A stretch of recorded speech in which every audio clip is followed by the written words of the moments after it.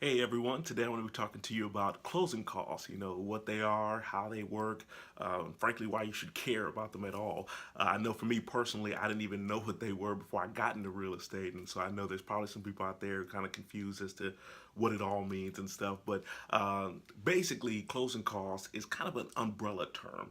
It is all the fees and expenses associated with either buying or selling your home. And so if there's attorney fees, lender fees, survey, appraisal. If you're selling a home, it could be brokerage fees. Any of those things could all be considered closing costs. And the most important thing to remember about closing costs is that the final figure or the amount can vary greatly depending on your specific situation.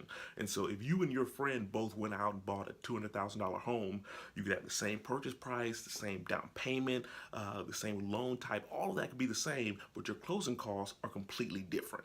You might be wondering why that is. Well, you might have one person who goes out and gets a survey and the other person opts not to. Or you might have one person who gets a lender who has a ton of fees and the other person uses a different lender.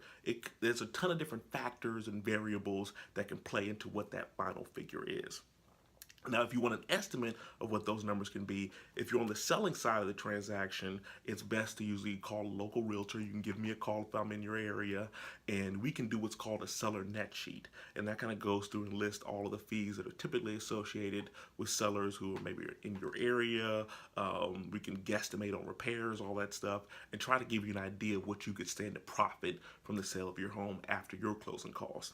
If you're on the buy side of the transaction and you're using a loan, the best thing for you to do would be to call a local lender. I can give you a recommendation if you need one, but they can give you an estimate of all the costs that would typically be associated with homes in your price range and what you would probably have to bring. Another thing to keep in mind for buyers is that your closing costs are separate from your down payment. And so don't just think that because you saved for your down payment, that's all you need.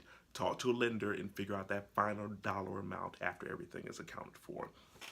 You also might have heard closing costs in terms of sellers awarding that to the buyer. And so you might hear like a new construction builder say, hey, we'll give you $3,000 if you buy our home. Or you might hear repair negotiations where we say, hey, the seller gave $2,000 in closing costs in lieu of repairs.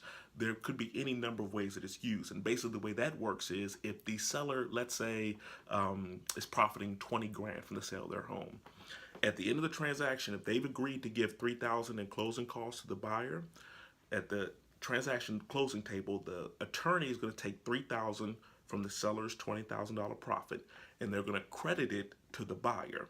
So if the buyer in the beginning talked to the lender, and the lender said, "Hey, you're going to have to bring $8,000 to the closing table," the $3,000 would be a credit towards that amount. So now they'd only have to bring $5,000 to the table. And so that's kind of the way that it works. There's really no money that exchanges hands. It's just a reduction of what the buyer has to bring to the closing table. And so I hope that kind of clears up some confusion. Again, that's a very broad kind of general overview, but I hope that kind of clears up things for those of you who might not know how it works. And so if you ever have any questions, let me know. I'm more than happy to talk to you about it, but I'll talk to you guys next time. Thanks.